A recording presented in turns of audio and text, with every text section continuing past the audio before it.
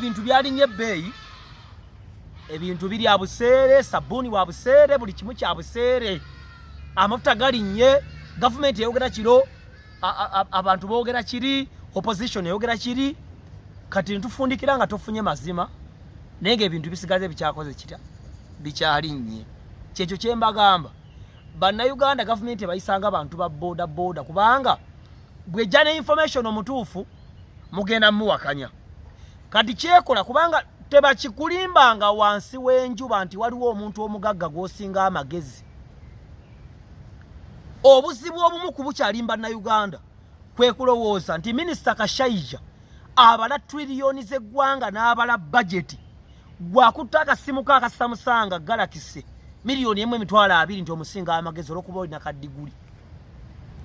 gavumenti emanya abantu baayo era ina information gwe bawago banasobola okucontaininga kubanga jibiza mwentono simanyo bamunfuna nja kubanga basajja mivule okitegeera twajirwa abo opposition abo wachiza Dr. Tia nze nali opposition era 2016 nalonda Besigye naye opposition yajja kwesiba ku muti gwa sabuni ogu kubanga gwe guli ku mutwalo ajayimbirira ekyo agende ku radio agende ku TV ayogere bingi nnyo kubanga amanya ina abantu b'obwongo obunafu bagenda okubuzaabuza ate bakkirize tobeeranga wanayinki totijjanga ngambwa njokere mmese olwokuba honalebo gundi ayimidde ku TV n'abagamba ebintu byonna mu nsi yonna biri mu bbeeyi nkiddamu bw'oba ogamba nti ebintu mu ggwanga lya Uganda byalinnye Kenya bigula mmeka n'amafuta Kenya gagula mmeka bw'oba ogamba nti Uganda yakweka amafuta Bungereza genda onoonye gagula mmeka sabuni agula mmeka Kenya Tanzania agula mmeka gavumenti yaffe obunafu bwerina nti mu biseera ng'ebintu birinnye teteekawo nkola yakuyamba abantu kubanga tebakosebwa nnyo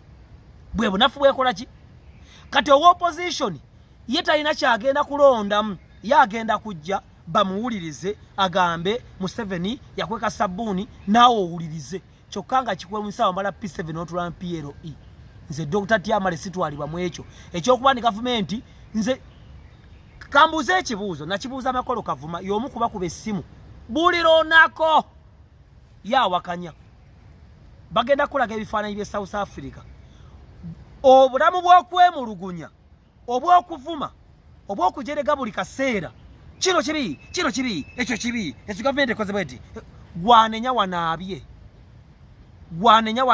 amasuko gasuze mu witches simoze naye olowooza nti minisita Jane Ruth Achenge bw'anayogera omusinga amagezi lwaki mbyogerako nti mugenda kukonera mu bulamu olw'okujeregerera ebintu eby'amaanyi ng'ekigambo kye bayita authority buli wolowooza nti oyo akuli waggulu talina magezi then togenda kuzimbibwa kubanga Katonda yassaawo abakulembeze ne mubajerega naye ekibuuzo kisinga obukulu kiri kimu ku myaka gye wakamala ku nsi kyanjawulo kye wakakola ekyokubiri bw'ogeragana na Museveni ne kitaawo yakukolera kimbulamu kubanga abamu n'obulamu bwaffe okubeera obubi bwe buto bazadde baffe tebaafayo kimala ddala baataata maama yatoba bwogu nze nafuluma obulamu bw'okwe era kino nkibagamba Kyagulanyi bw'afuuka omukulembeze nsooka kumusabira kubanga ekyo Bayibuli ekindagira ekyokubiri profile picture volongoto ekyuka ate nze buli gavumenti njagiryamu kubanga nze siri musiru kimala kulwanyisa gavumenti abantu mutaddemu obwongo n'amagezi gammwe gonna okulemesa gavumenti ofuga naye ekyatutwala Museveni gyali nakasero mulekanidde ku social media kati emyezi genda mu 3 tewali kyali kikyuse parliament yammwe ejjudde aba opposition ejjudde n'aba gavumenti aba opposition kiki baali bakozeewo ne banyigiriza gavumenti okulaba ng'esala ku mafuta ku bbeeyi y'amafuta oba ku bintu nabo boogera buugezi bahonale babalamba bakuma bakumi bantu muliro fuuka whistleblower hamu kigundu mu katabo kagamba success and failures based on reason and reality ebintu birinye ebbeeyi ate kino kyakaseera ekibuuzo ekisinga obukulu ebintu bwe bikka ebbeeyi waliwo ebazizaako abantu olwokuba bissa ebbeeyi nedda tetujja kuzimba nsi zaffe na kuzipinga tetugenda kuzimba nsi zaffe empiiga n'empiiga tezirima lubimbi omuntu yenna ateekeddwa okulaba nga avunaanyizibwa okukulaakulanya ensi ye nga tatunulidde Museveni ng'ekizibu kubanga Museveni muntu ajja kgenda ate gwe singa tuli bavubuka bato tusigalewo ozimba otya ensi yo okwasaganyiza otya ekintu ekibaddewo mu society oluguudo baaluzimbye bubi tulabaani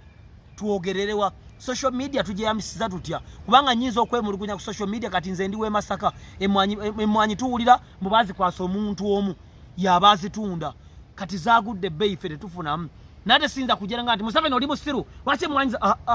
eyo si that's not a good approach to solve a problem.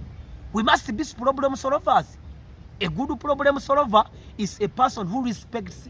leaders or respecting abakulembeze no matter what baba siru baba tebategeera kikulu nga botayinza kuba nnyoko luyi bote epaka nkuvuma bakulembeze bonna sisosoddemu. Ekyokubiri omuntu akeera okusabira ensi ye n'okwebaza Katonda olw'emirembe gye tulina. Uganda Mukama atuwadde ekisa, tetulinga Libya, tetulinga Yemeni, tetulinga Afghanistan. Mukama atuwaddeyo ekisa naye abantu engeri gye mupingamu ensi yammwe nayo yasoba. Ekirala fuuka whistleblower. Be a whistleblower. How can you report something which has happened in the community in a good manner, in an organized way, secretly, not making noise? Because however much you have been making noise on certain issues, have they changed? No. Katichitegeeza, we do think we communicate for a feedback and behavior change. Chichi ekikyuse bukyanga mulekane ku social media chichi ekikyuse. Amafuta ga bbeyi, ebintu byongera kupaaluka. Kitegeeza method gye mwakozesa okuwisa blowing ambi. Musa Majoba nkulamusizzaako mukwano gwange. Bannayuganda mbakubiriza okusabira ensi yammwe, okusiima akatono ke mulina, n'obutalaba Museveni nga kizibu kubajja kgenda. Ne future yo gibale nti ya muwendo kubanga kyokola leero waliwo akaana ke nnalabye akawala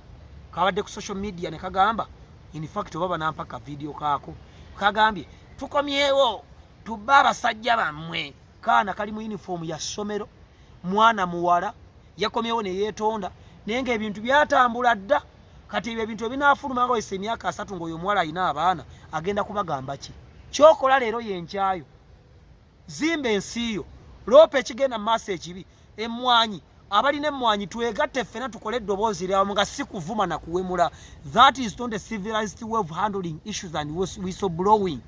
And Uganda is going to be a third world nation ever